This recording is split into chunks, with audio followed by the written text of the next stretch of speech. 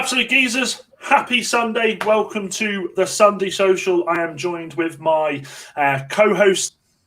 Hi Dan, you all right, mate? Hi mate, how's things? Yeah. I'll tell you how good things are, lads. Watch this intro.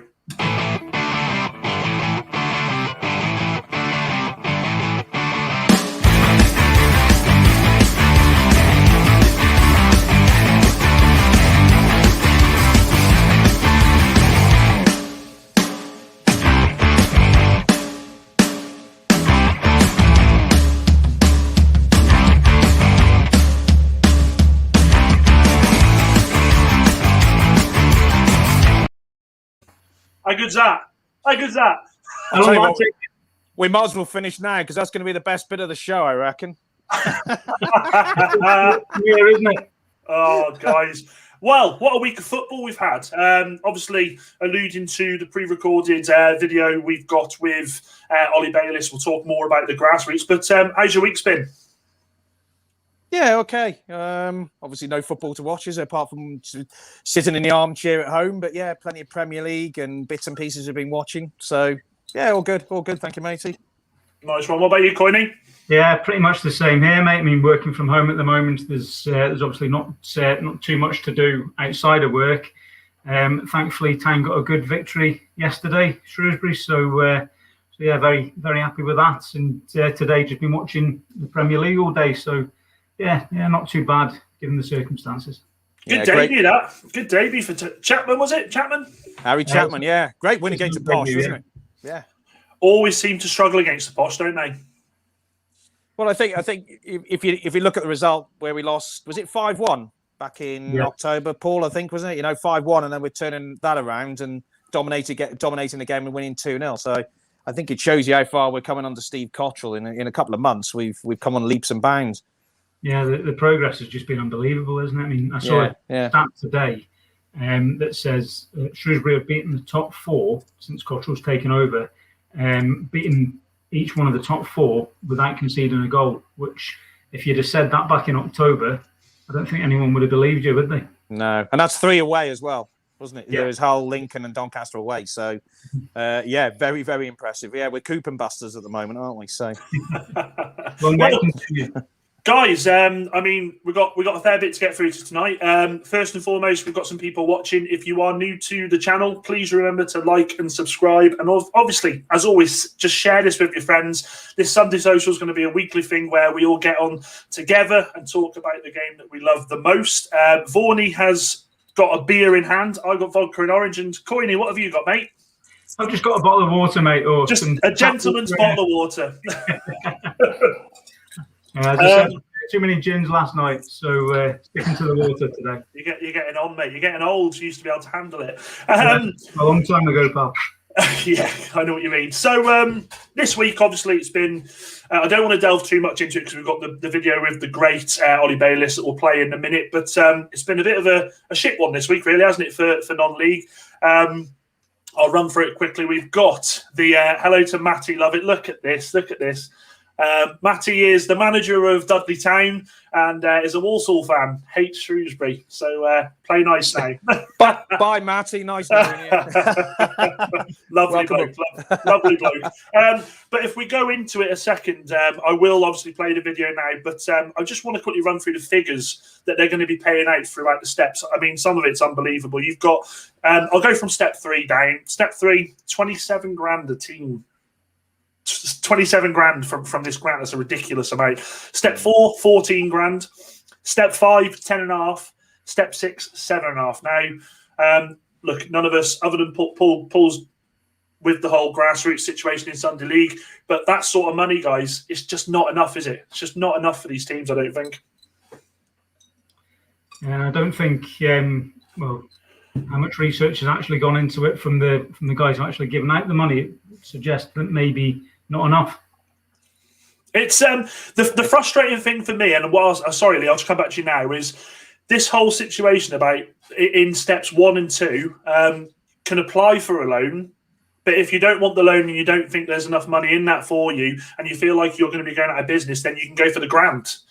Well, what's stopping these clubs saying, you know what, I'll just go for the grant then? Don't want the bloody loan. Do you know what I mean? Yeah, absolutely. I mean, what did you say it was £7,000 at step 6? 7.5, yeah, 7.5 grand. 7.5. Now that sort of money at that level might just I don't know whether Matty at Dudley actually wants to have a just confirm with that. I would have thought £7,000 at that sort of level might just kind of keep some clubs ticking along, because some clubs obviously don't pay players' wages, that type of thing, so the overheads are quite low. But yeah, getting a bit further up, that's not going to be enough cash at all. No, and like some of the stuff that they're saying that you can use the grant for, I've got it here: insurance, lease and mortgage, or debt and loan repayments. You can't use it for the staff, for the players there for wages or anything like that. So, right, okay, you're pretty much limited to what you can use it for. But I tell you what, I think the best person to hear from about this is to perhaps go on to that interview now with Ollie Bayliss and have a listen to what Ollie had to say. So, guys, this was the conversation we had with Ollie. Sadly, he couldn't be here tonight, so we had to pre-record it. But here we go. Enjoy. Okay, then, you absolute geezers. I've worked really hard to do this. I say worked really hard. I asked the question, and he was very happy to accommodate. I'm really delighted to be talking again to Ollie Bayliss, Mr. Non-League. He's been very, very happy to come on. It's a pre-recorded video for the Sunday Social. So joined by my co-hosts, Vaughany and Coyney. How are you doing, Ollie? Yeah, I'm very well, chaps. How are we all? I think we're all right. Fair enough. Fair enough. Obviously, no, you're a very busy man, so we'll get straight into it. Big announcements on what is today, Wednesday, with regards to the grants and obviously the loans that have been made available for non-league clubs. What are your thoughts on that? Yeah, I mean, first of all, it's really helpful money for clubs step 3 down to step 6. So today we've got news that they're going to get £10 million in grants, which is no bad thing. It's badly needed down that level of the pyramid, isn't it? There's limitations on what it can be spent on, and clubs have got quite a short window to apply and to use it. You can't use it to stick in the bank to buy a striker next season. It's all got to be used to sort of pay utility bills and try and get clubs through the winter. Basically, is what it says on the tin. It's a winter survival fund. So the idea is that it stops clubs going under during this period, but it's in the tens of thousands if you're a club in step 3, and it's a decent dollar for cash as well if you're in step 6. It's £10 million hopefully across I think sort of 700-800 clubs at that level of the pyramid. That's been announced today, along with the confirmation that the National League North and South are going to get their next bunch of funding, the next £11 million, mostly in loans and not a lot of grants available, which of course is causing the big headache in the National League at the moment. It's frustrating because one thing I did notice when you talk about the loans for for step 1 and 2 is there is that sort of subjective there of can apply for a grant if future is at risk or if the loans are unaffordable. And let's not be around the bush. A lot of clubs are struggling, aren't they? It's been a tough time. I mean, Christ, I didn't think that I'd be sat here in January still talking to you about this COVID situation. So it's quite hard, I think, and where you differentiate what club is going to actually need this, essentially, isn't it?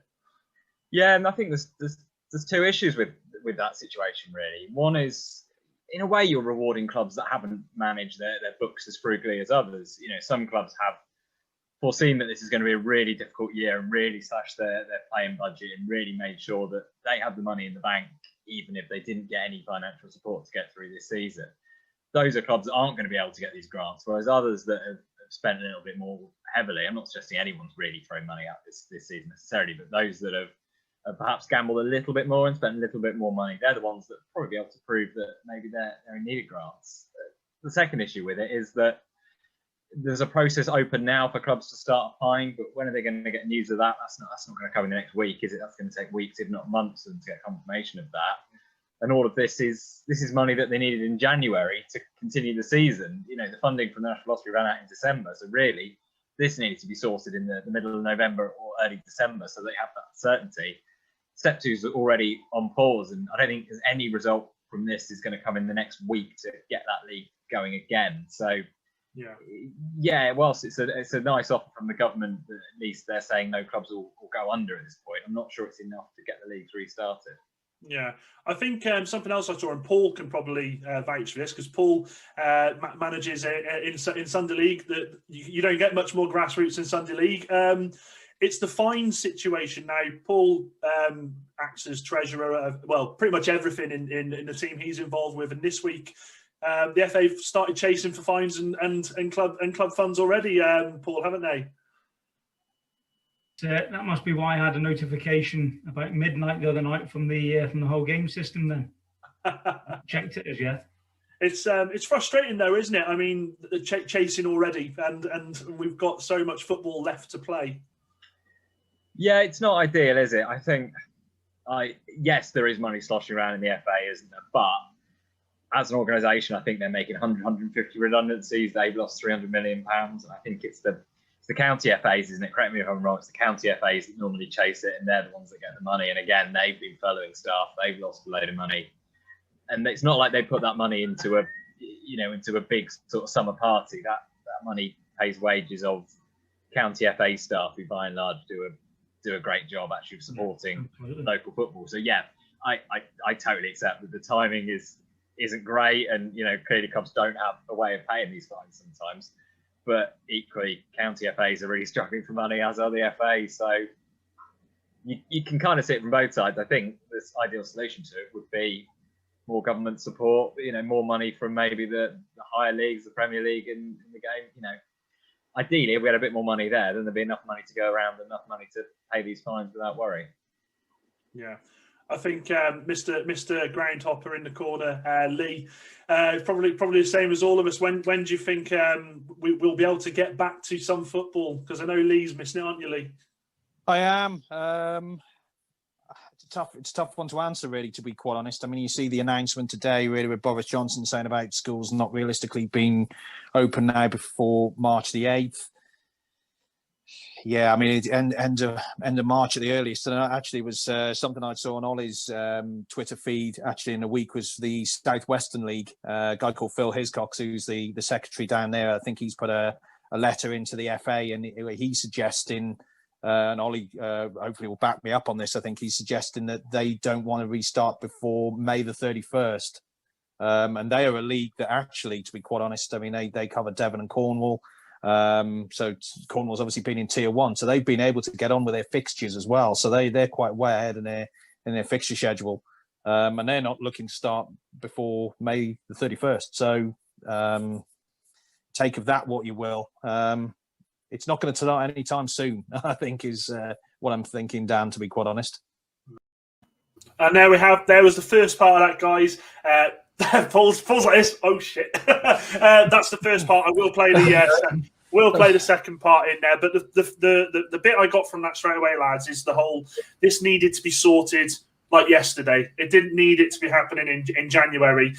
We will go on to the next bit now, where Paul does get to have his chat with Ollie, and quite an interesting couple of points made here, guys. So let me know in the comments what you think whilst you're having a watch of this. Then we'll be welcoming a good friend of ours called Chris onto the show. So bear with.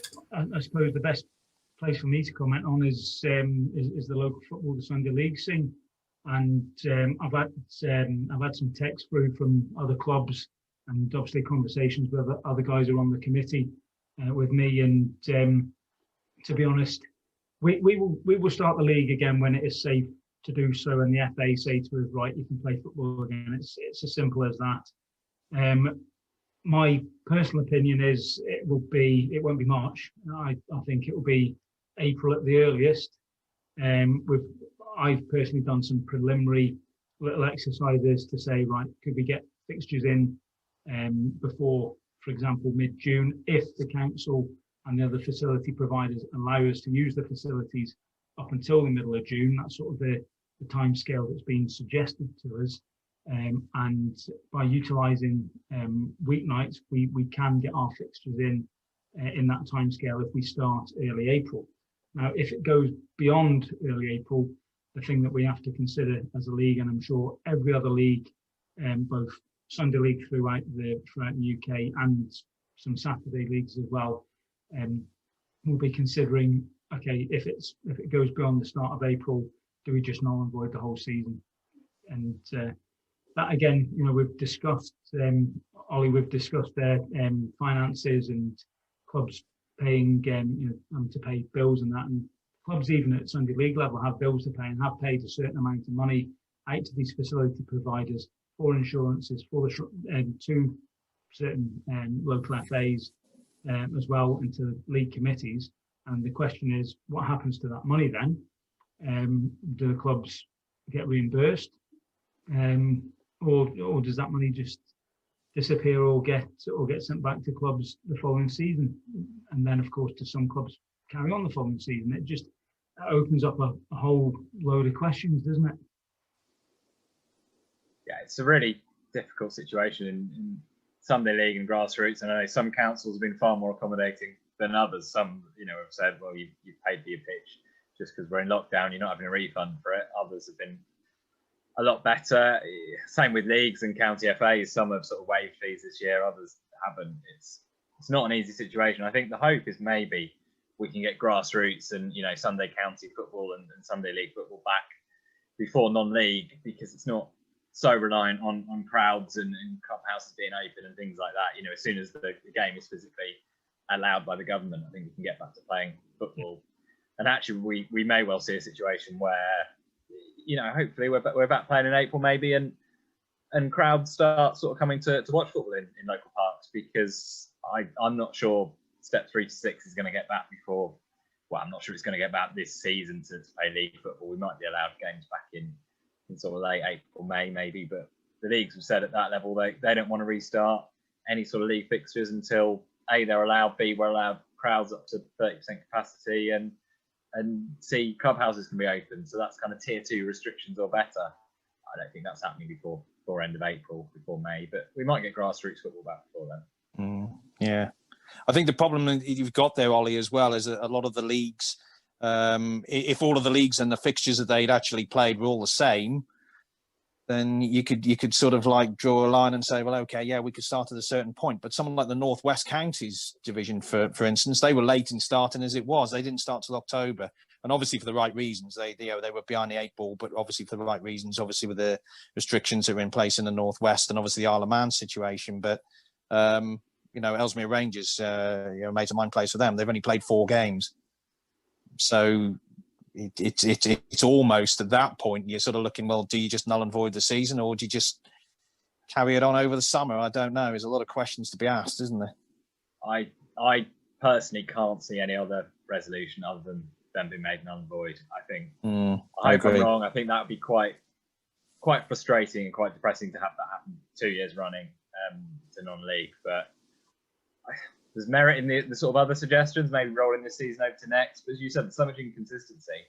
You've got clubs that haven't really started. You've got others that have played 25% of their games. I'm not sure that's necessarily the easiest solution. There's merit in maybe just promoting some teams to fill gaps, to restructure the pyramid, but then how they do that, the FA are not keen. The FA are never keen to sort of pick a solution that's a weird one or involves sort of lots of compromises, and they like a really clinical, clear-cut decision, and I'm feeling that's what we'll avoid, unfortunately.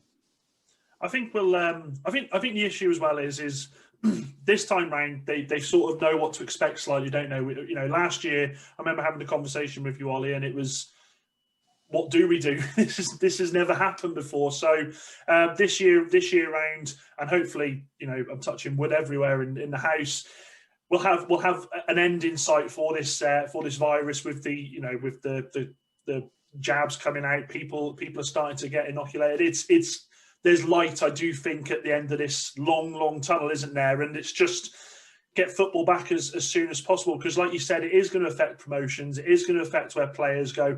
The Isle of Man couldn't start last season. Are they going to struggle again this season? It's a frustrating one, mate, isn't it? Yeah, it really is, and I think it's frustrating that there's nothing in place really to say what happened. It's sort of, here we are again, like we were back in last March, with meetings and decisions being made and clubs with different views and lobbying, and it's not quite the same as it was last year, because we've obviously not got far enough into the season where clubs have sort of already mathematically secured promotion, things like that we had last season. But frustrating, same with the National League. There was nothing in over the summer to say, if we hit 75%, we go points per game, everything below that's null and void. Here we are again, having meetings and consultations and everything else going through this process. And what I will say is it feels very different this time. Last year it was about 5 days, wasn't it? It was sort of 2 meetings and here you go, null and void. Yeah. This year it's almost the complete opposite, isn't it? Sort of meeting after meeting, then we're going to consult with all clubs, then we're going to chase up clubs who haven't replied to the survey, then we're going to publish the fact that 97% of clubs have responded to the survey, and it's going to be the next stage. Sort of it's almost complete opposite. It's almost too much this year, too much consultation. The survey they sent out was about 8 pages. It was sort of 20 odd questions. It's complete contrast to last season. But I think they probably learned from that. Learned from the process last year. It was a bit too quick, and they've got time to really think about it. But we could do with something in place so that, again, if this happens, hopefully it won't next year. But again, if we have to start for whatever reason, we know where we stand. The clubs know where they stand, because we can't keep doing this every season. No, I think. Look, Ollie, I really appreciate you. Letting some of your time go tonight. Honestly, mate, whenever there's a non-league announcement, I feel like the whole of the country goes straight to your Twitter handle to see what's happening. It's like you're probably one of the most pressurised men in non-league football, I think, mate. I think one of these. I'm just gonna. I'll just share a picture of a cat and leave it at that. Something, yeah. You'll still have me as I'll let you all down and just have a lovely little picture or cartoon of a dog and just leave it at that for the evening. Very good. I've got to be honest. I'm the same as Dan. If I need to know anything, Ollie, I just look at your Twitter feed. You're the go-to man. Oh, literally. When I messaged you yesterday, Ollie, I was like, please say yes, please say yes, please say yes. No, listen, mate, thank you so much for coming on. It's been great. And guys that are watching this now on the Sunday Social, just remember, if you don't follow Ollie on Twitter, then I don't know what you're doing in grassroots football, but be sure to give him a follow. Ollie, thanks for coming on, mate. That's from me. I don't know if you guys have got anything else. Just keep up the good work, Ollie, and take care of yourself, yeah? Yeah, thanks very much for joining us. Ollie, nice to meet you. Oh, thanks, chaps. I'm always happy to come on and chat non-league football. I love chatting non-league football. Sometimes I do it to myself. So if there's actually anyone listening who wants to chat too, it's even better. So you'll regret saying that, Ollie. Ollie, you'll regret saying that, mate. I'm going to have you on as a regular. Thanks very much, Ollie. Stay safe, mate. You too. Look after yourself, Ollie. chaps. Take care, mate. Bye-bye. And there we go. That was a fantastic interview with Ollie Bayliss there, guys. Couple of points quickly raised before we bring Chris in. Matty Lovett, the gaffer of Dudley Town, has this to say. He says some good points raised. As for commenting on whether the amounts of money filtered down to the clubs and steps is fair, I can't really say without doing research. That stuff is left to the directors. He then goes on to say, I suppose all club situations are unique. Hope the scheme doesn't get abused, should I say, and agreed with Coyne on his comment on how much diligence went into looking at what amount of money was shared. Also says that Ollie is a legend. Now, before we crack on, I'm going to welcome in Chris from Villa Together. Chris is a brilliant guy. I'm going to have to do this to him as I bring him in, because I think the world has to see what poor old Chris had to deal with this week. So before we start, Chris, this is for you, bud. I can see you smiling, ready to go. Get a suspension like John McGinn did against Newcastle at the weekend. Yeah. He can drop in into Chris, those... I'm really sorry to interrupt you here. I really am. However, we've got massive breaking news. Chris, welcome. How did you feel about that, mate? Because I can't stop watching that. Do you know what? When that happened, like you see, I kind of look across. I'm like a bit like... And I remember at that time, I rolled my eyes and just thought, for fuck's sake. Because I'd waited so long for it, because I knew for over a week, pretty much, that I was going to be on. But it was all dependent on that transfer, Morgan Sanson, that kind of not falling through. And I was kind of, as the week was going on, I was thinking, right, okay, we're getting there, we're getting somewhere. And I didn't post anything about it on Twitter or anything like that. I didn't tell anyone, apart from my missus and a couple of other people, until on that Monday morning, the official Sky Sports News or the official Sky Sports Twitter tweeted about the Good Morning show, like transfer show, tagged me in it. I thought, fucking hell, this is it. Here we go. Here we go, So I shared that and all sorts. And I was like, oh, what time are you going to be on? I was telling people. And they said to me, so... It was all via Skype, and so I logged into Skype. To be honest, I've not used Skype for about 20 years. When it first came out. So it comes through, and I've never used it. I had to sign up and whatever to get it, and it's the call's coming through, and I'm like, I don't know where to click. Where do I click to get on? And I almost clicked the phone icon instead of the video icon, so it was almost just a phone call. And I got on, and they said, yeah. So we tested the camera, tested the mic, and all that kind of stuff. And they did a bit of a countdown. So on one of my screens, I had the live feed of the show, and then the other screen was me. And I'm watching, and he's doing a bit of a countdown. He's like, right, okay, we've got 4 minutes. Okay. Yeah, 2 minutes, Chris. About 1:20. And he goes, Chris, just to let you know, we might have to cut you short because we got some breaking news. We might have some breaking news about Frank Lampard and Chelsea. I thought, okay. And my thought was, okay, well, I'm going to be on in a minute. Surely this breaking news isn't going to happen like now. Surely I've got 3 or 4 minutes. And it happened. I was like, oh, Jesus Christ. And like my face, literally as they cut me off, my face straight after that is much worse.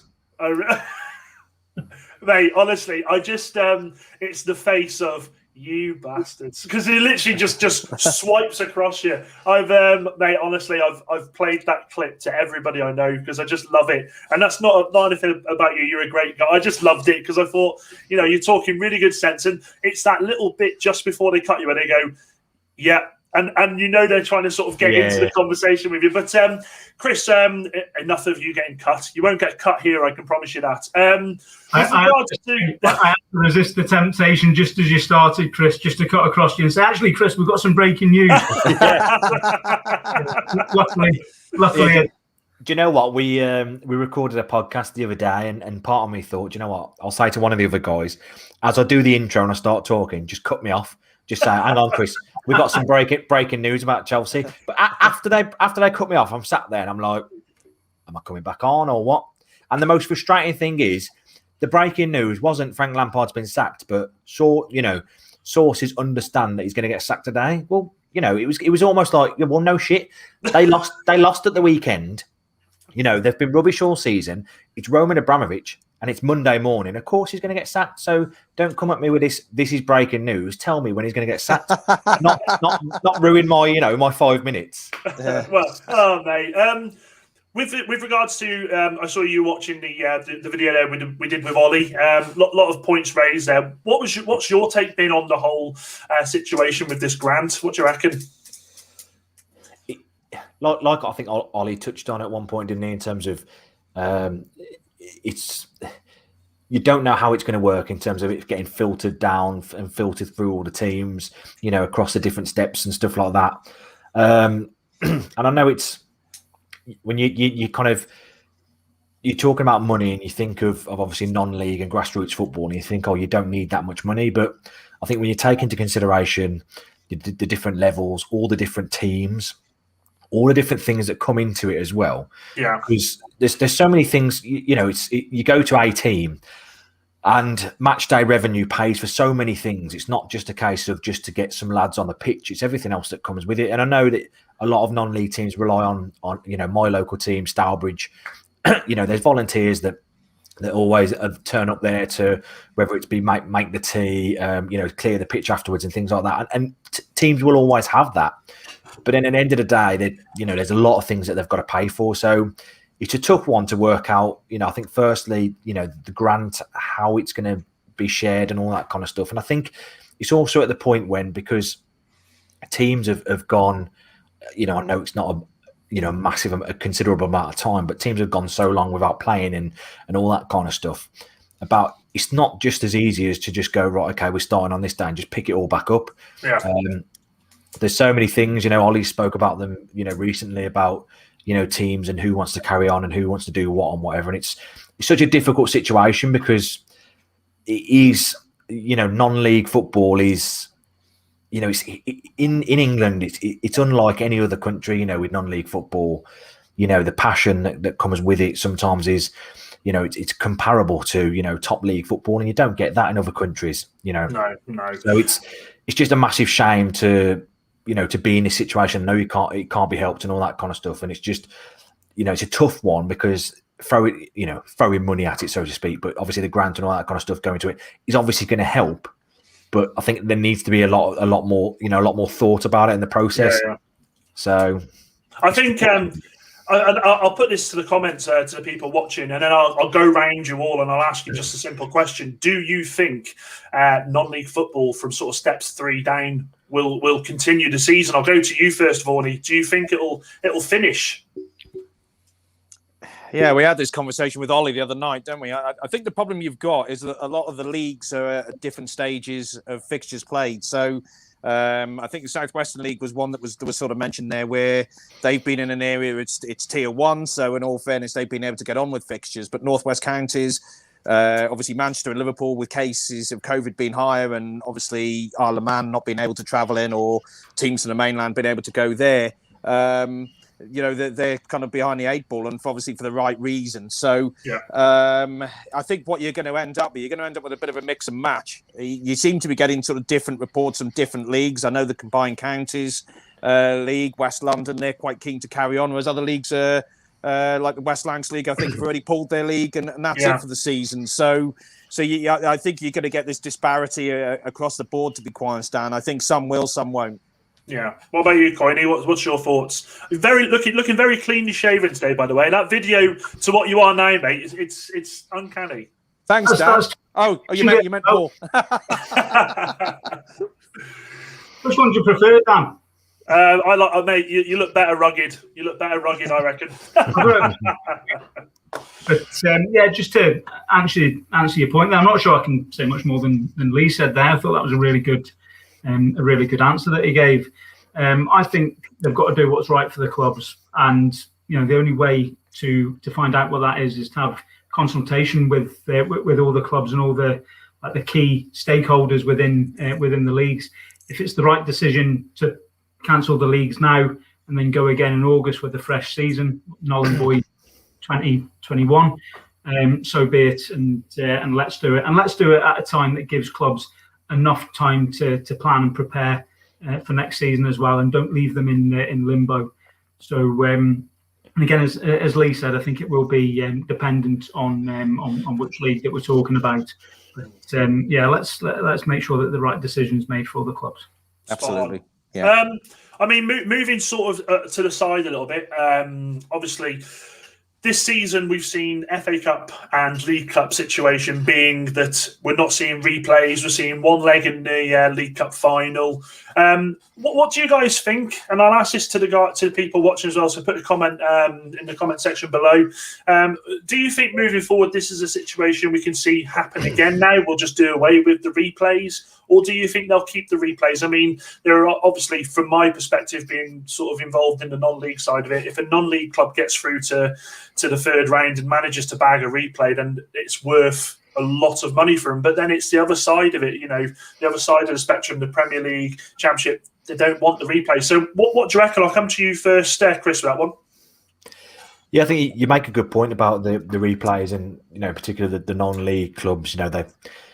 Someone plays Liverpool, they get a draw, they go to Anfield, and I know at the moment, I suppose it makes no sense in doing the replays, and obviously, aside from the fact of those lads being able to play at Anfield, which for a majority of them, if not all of them, is going to be a once in a lifetime experience. Normally, you're looking at the revenue side of things, aren't you? And the revenue in going to the likes of Anfield, Old Trafford, wherever it may be, is massive. Yeah. Obviously, that's not the case at the moment without the fans, but that's one big thing. But then the flip side, I think, sometimes is, it could be, say, a non-league team plays, Liverpool or whatever, and they get a draw, and then it goes to penalties. And on their pitch, depending on whether, the atmosphere, the way the pitch is, the fans beyond the goal, things like that, they could get through to the next round because of, that they've got through to a penalty because they've ground out a draw, because of it levels the playing surface, doesn't it? In terms of obviously the playing surface, but in terms of you're not playing against the champions on, a perfect pitch, a bigger pitch, all that kind of stuff. So there's two sides to it, I think. But I think probably the revenue thing probably comes down to it the most. A lot of those teams would, and you've heard about it over the years, and it's not just non-league. You're looking at, the guys in League One and League Two. Sometimes they'll say, "Oh, we got this tie at Old Trafford, and the money from that has, that set us up for the next two years," and that's massive because. There's been teams, you look at the trouble Bolton had, and, you look at, Macclesfield and teams like that have had trouble and whatever over the years financially. That's massive for them. I think the League Cup one, you probably could get away with the League Cup one, going to one leg, but then obviously you'd have to kind of go to neutral venues, which they used to do in the FA Cup. So I think that's probably one that I'd kind of side with. But the FA Cup one, I think for me, the main one is the kind of the loss in revenue that these guys would kind of get on. But you can look at it from both sides, really.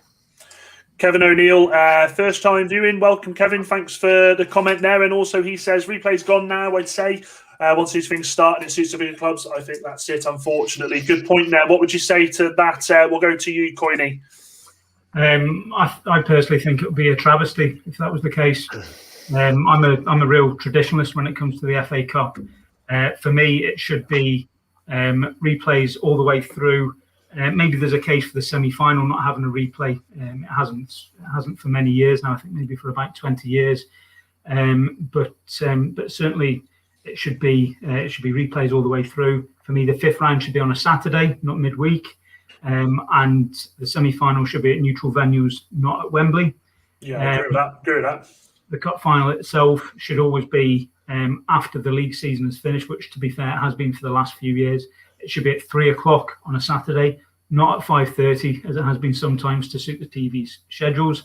It should kick off at 3, and the TV coverage should start at 10:00 in the morning and go all the way through. I'll just write all this down, Paul. I don't know how much paper I've got for that. Just go back to the late 90s, because we had it right. I think you're right, mate. And they decided to mess about with it. But the one point that Chris made about clubs gaining money from the replays, and that could set a club up for many years. It could quite literally save football clubs, particularly next season when clubs are really going to be struggling after COVID. Let's get the replays back in, because it may well be the case that some clubs could be saved from going out of business thanks to the money from a FA Cup replay. Isn't Marine? I think Marine have said they'll go on for another 10 years, I think, at least now, with all that money they've made. Vaughany, what do you reckon, mate? Well, I'm the anchor man here, and all the good points have already been said, really, haven't they? So I'm just trying to say things to say. Actually, I saw Kevin O'Neill's come on. He's a guy I know from England games, actually. He's a big Villa fan as well. So hello, Kevin. I think really all I can sort of add to that really is I suppose really is the financial side. So for League One, League Two sides and non-league clubs, having that replay at Old Trafford, Villa Park, or kind of whatever it might be, is absolutely massive. And I think, Chris, I suppose that is Chris's answer there. I suppose he's almost split into two, because I suppose with a Villa hat on, you probably don't want the replays, but with a Stourbridge hat, that's exactly what you do want. It's exactly the polar opposite. In fact, actually, I remember we actually drew either Villa or Wimbledon in the fourth round of the FA Cup, I think back in 1991. And this was what Coyney was saying actually about the number of replays, because it just got replayed until somebody went through. And this is one reason why it shouldn't go to a replay. Well, we drew either Wimbledon and Villa, and we thought, yeah, this is great. Anyway, it was 1-1 on the day or whatever, and it went to a second replay, then it went to a third replay, then it went to a fourth replay, and everyone's just like, good God, well, these guys finally just sort this out. It went on for weeks. Eventually, unfortunately, Chris, we ended up playing Wimbledon, but that was part of the fun of the cup. And I think with COVID this year, I think with it now, the tie's now only been one-legged, it's probably now is playing into the hands of the Premier League clubs to scrap that replay third and fourth round. I mean, it's anything beyond the fifth round, there's no replay now anyway. So it's third, fourth round, and then that's it. So it's almost playing into the big clubs' hands that from the third round now, well, we won't have any replays. So you've just got to hope that you get a big away tie somewhere, I guess. But I can't really add any more than that, really. No, I think we definitely taught that one. I think, as I say, I've got a whole 7-page document here for what Paul wants to do. So I'll be sure to subject that to the FA. Should have made it clear. One replay, not one replay. Extra time penalties like that in the late 90s. I think you're completely right, Paul. I completely agree with that. And obviously, next question's a bit of a sore subject for one of us, so I'll try not to dote on it too much. But Lampard was sacked this week. Looks like. Chris has been gazumped by Frank Lampard. Yeah. Never forget that, will you, mate? question is, and it's a two-part question. This it's both ends of the spectrum here. You've got Lampard, who's sacked after a little over 18 months in charge. A lot of people are saying the guy should be given a bit more time. He did have a lot of players, signed this season. Now, whether he wanted a lot of those players, I don't know. But then you've got David Moyes on the other end of the spectrum, who has come in at West Ham. West Ham were doing awful at the time. He steadied the ship, kept them up last season. Not very smart football, but other than the result tonight, has just absolutely smashed it this season with him. So, do you think that football managers get enough time in the job nowadays? I'll come to you first, Chris, for this one. I mean, no. No is the kind of simple answer, really, isn't it?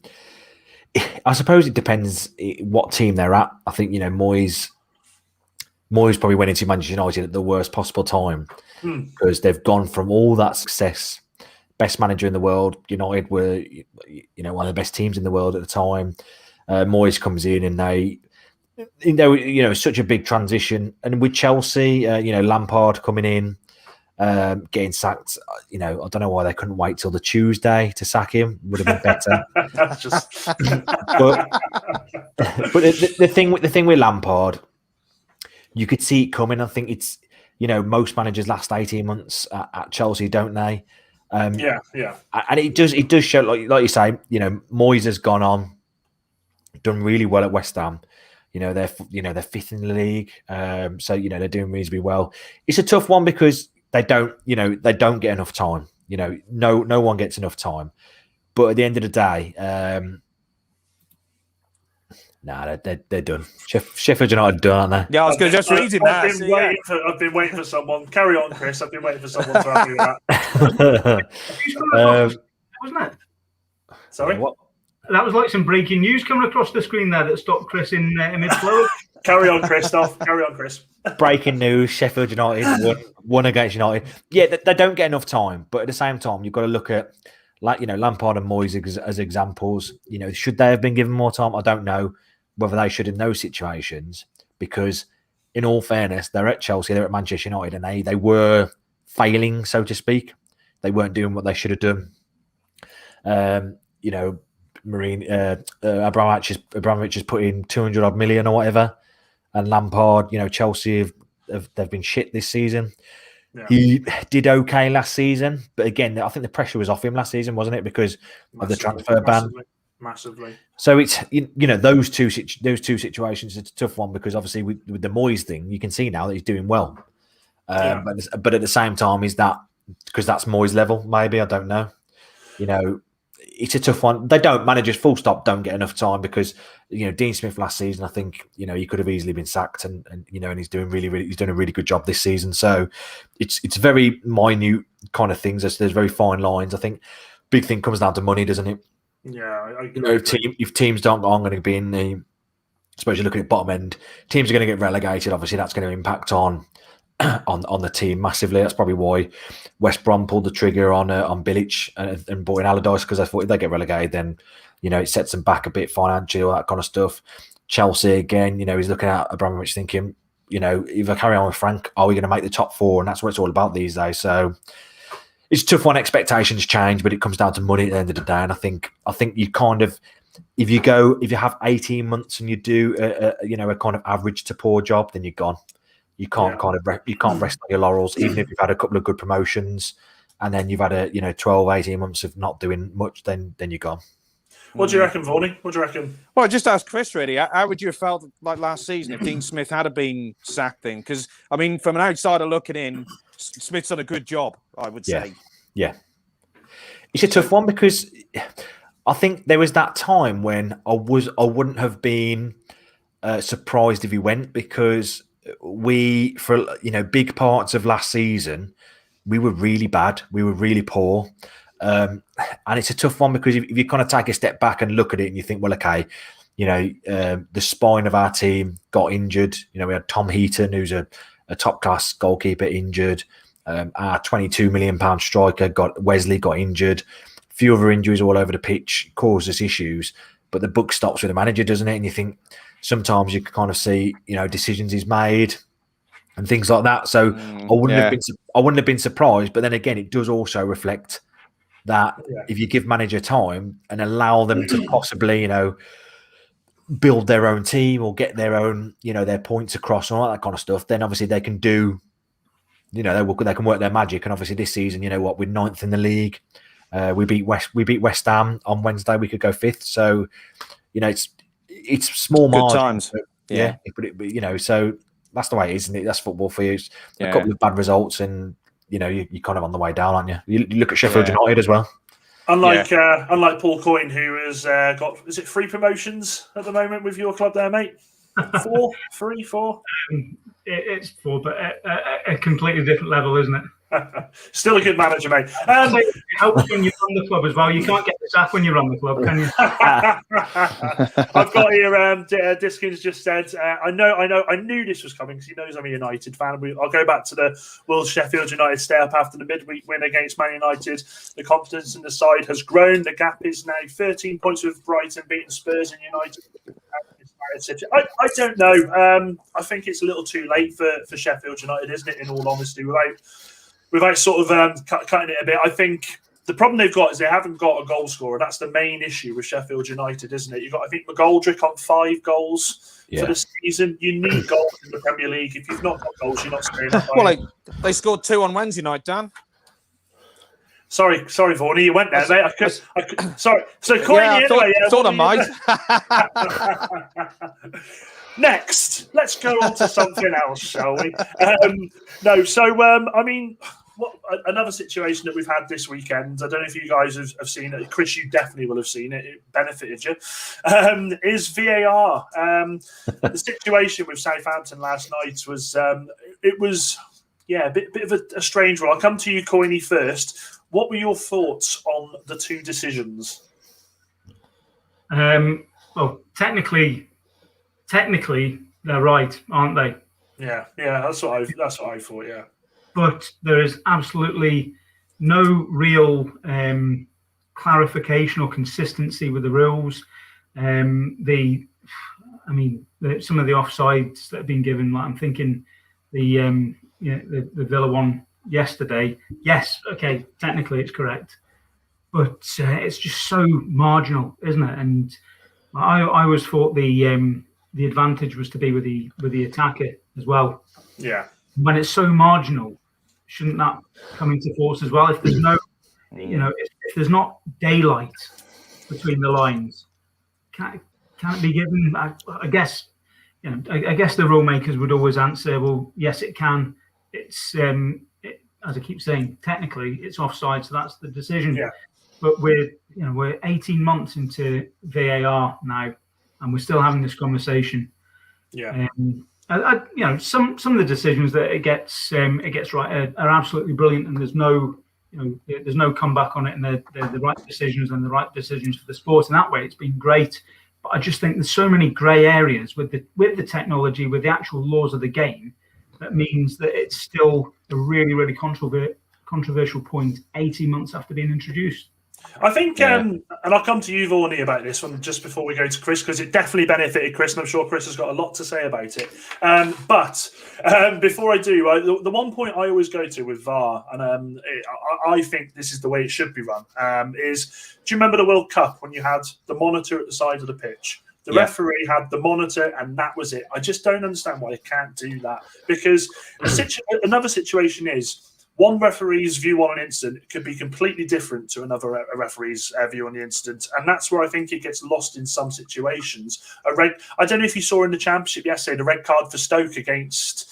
I can't remember who it was against, but I think it was someone like Forest or something. And the ball's played through, Huddersfield it was, the ball gets played through, and the Stoke lad comes through, and he wins the ball cleanly. It looks a mess, but he wins the ball cleanly. Bang, he's off. And I thought, that's just such a failing. But Vaughany, what do you think on the whole situation from yesterday? Because I know you had a point there. Well, I could do a bit of a Chris Kamara on this because I didn't see yesterday's game last night. So I don't know, Jeff, was it? Was there, Jeff? Was it Jeff? I didn't see that. I must have missed that. I think in general, what I'm going to say about VAR, and actually just linking this back to Chris with obviously being a Villa fan, I know the start of last season, Villa were getting some decisions against them that VAR was overturning goals and offsides and all sorts of things. And I've got to say, I don't think Villa got the rub of the green.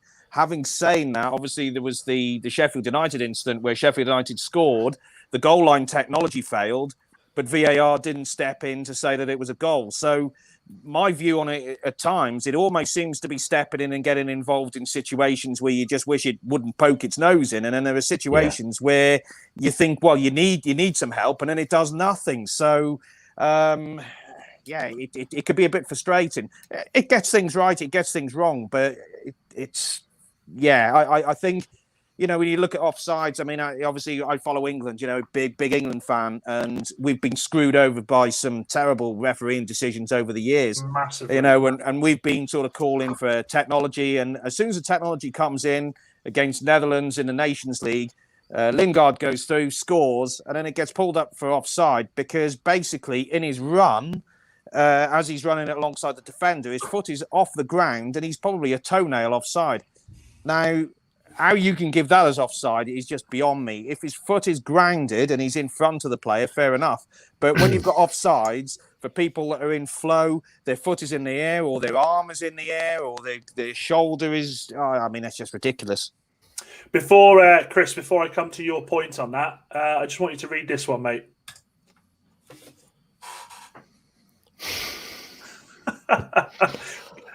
Over to you, Chris. We, as Villa fans on Twitter, we see that point so many times. The only reason we're in the league is because of Hawkeye. To get your point, Vaughany, obviously, about it doesn't make sense the fact that Hawkeye failed. It's a technology, and obviously it's the only time it's failed. The watch didn't go off. Yeah. And you think common sense. There's obviously some law somewhere, isn't there, written into it that that Hawkeye is Hawkeye and VAR I think VAR can't step in on a number of things. It's if the referee's blown their whistle, then VAR can't look at it. Stupid things like that. It comes back to you look at the Pickford foul on Van Dijk and all that kind of stuff, where the Liverpool fans wanted Pickford arrested and sent to prison for months. But that is a case where I think that because the referee had gone out of play and the referee had blown his whistle, whatever reason it was, VAR couldn't look at it. Doesn't make sense. Going back to the Villa one, VAR could have looked at it and gone, yeah, mate, it's over the line. You got to give a goal. Issue with Hawkeye. You just think common sense should come in. Mentioning that about us staying up, that was the first game back in Project Restart. We did well between that to claw back an 8-point deficit that we needed to, and fuck it, we stayed up, didn't we? So, but I think the biggest thing with VAR is it's so inconsistent, and the ironically last night it showed. It was the examples of the two errors, or the two areas rather, that are the most inconsistent. That they've changed it, God knows how many times, about offside, and also about handball. It's for years it's always been a case of that you can't be offside with a part of body that you can't score with. And you kind of look at with the offsides and the handballs. So Danny Ings' sleeves offside, but if Danny Ings scored with that part of his body, would that goal be given? It's kind of things like that. I know by letter of the law, Ings is just offside, and that there's that handball. Cheers, Matty. I was about to put that up. I was just reading that. I was just waiting. I was about to put it up. Cheers, Matty. Yeah, we won the European Cup, but it's one of those things you got to be proud of your history. United going about winning the Premier League, and hey, don't bring me into it. I'm out of this. So I've said nothing. That was almost as long ago. Well, you look at anyways, we talk about VAR. So those kind of things so inconsistent. I think the biggest issue is the offside one, and I think it comes down to the cameras that they use when looking at the line. Like they draw the lines and they look at it. I think it works at something like 50 rates per second, 50 frame rates per second. Whereas a player, so the likes of Raheem Sterling or Adama Traore, for example. In that time, he did give the offside, but obviously it didn't really make a difference if he is offside or if he isn't offside, because obviously VAR is going to check it, isn't it? But to be fair, most of the time you forget the linesmen are there, don't you? The assistants, they never stick the bloody flag up. But when it comes to if you have a player who's through on goal who is really quick, then in between a frame, when they're going back and forth between offside and onside, that player could have moved something like half a meter or something ridiculous. I bloody couldn't. I don't move half a mile in that long. it's things like that, and that's where it comes down to. They're drawing these lines, and in between the two frames that they look at between offside and onside, there's a massive difference there. And I think they need to, the offside rule years ago had a big thing, didn't it? About, I think you mentioned it, Coyney, about daylight and all that kind of stuff. And you kind of look at it and you think, okay, daylight possibly is maybe a bit of a big gap when you look at daylight. If you're looking at daylight between two players, possibly, but there needs to be something, that's a bit of a, maybe gives the attacker a bit of, because in all fairness, what advantage did Danny Ings get for being, half a millimetre offside? There's no massive difference between being offside. I hate the most. What I hate the most is when a player goes through now. I hate it. Obviously, if Rashford goes through one-on-one, I'm sat there before I'm getting myself like, oh my god. I'm thinking he's offside here, isn't he? They're going to pull it back for offside, and it takes that much out of it. Jake makes a very good point there. What would you make any changes to the offside rule with VAR? What would you think about that, lads?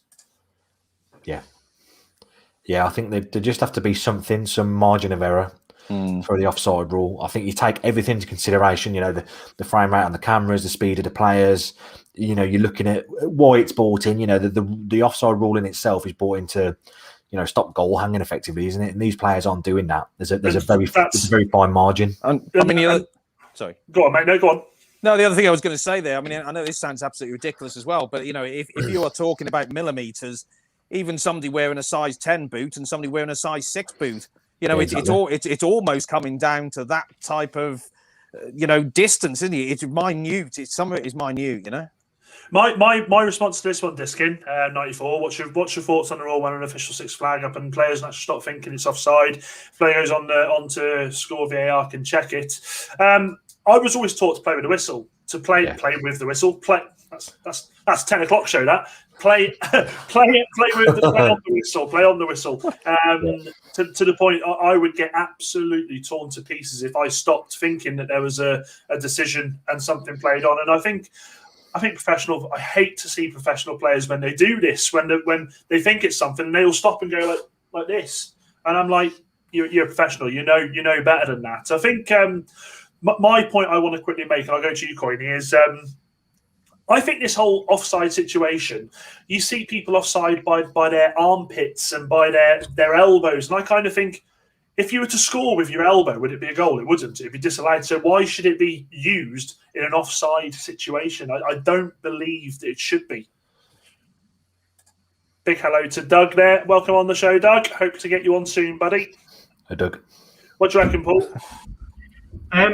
Just to go back to the linesman raising his flag, first and foremost, I think anything, whether you're a professional, whether you're a highly trained footballer, anything just in your line of vision can distract you. And that 1 second distraction, if it's something, if it's a flag going up, something that you recognise, I know you're trained to be focused purely on the game, no matter what's happening in the stands and all that. But if you see something that you recognise, i.e. the linesman's flag going up like that, anything like that can be a distraction.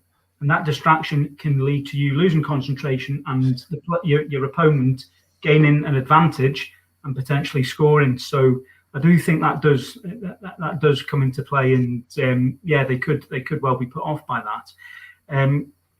Just going back to your original point, Dan, I think we are, we're looking at the situation with the VAR at the moment, and you have to say, like the Danny Ings one yesterday, does he gain an advantage by being half a millimetre offside?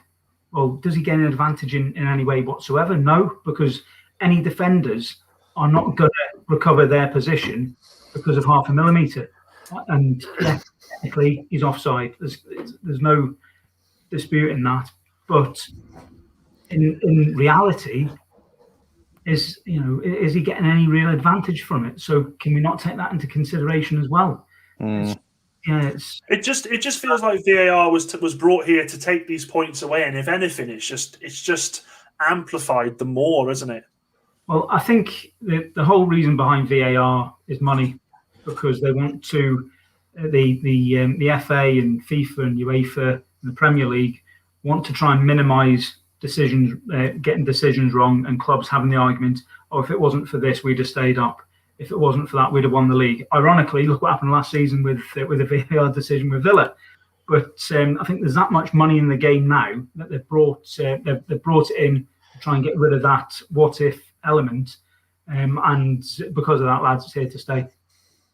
Oh, you make it sound so good.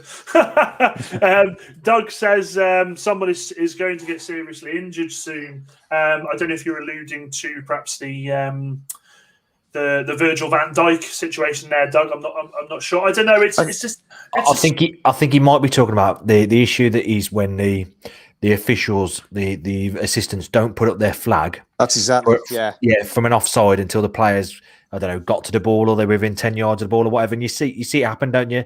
They're clearly offside and they're through on goal. And rather than stick the flag up and stop the player running, the keeper comes out and takes the player out. You know, you've seen it almost happen or happen a couple of times. And if the official puts up the flag rather than, I don't know why they've got this delay, but if they put the flag up rather than delaying it, then the player stops running, and then the risk of injury is less.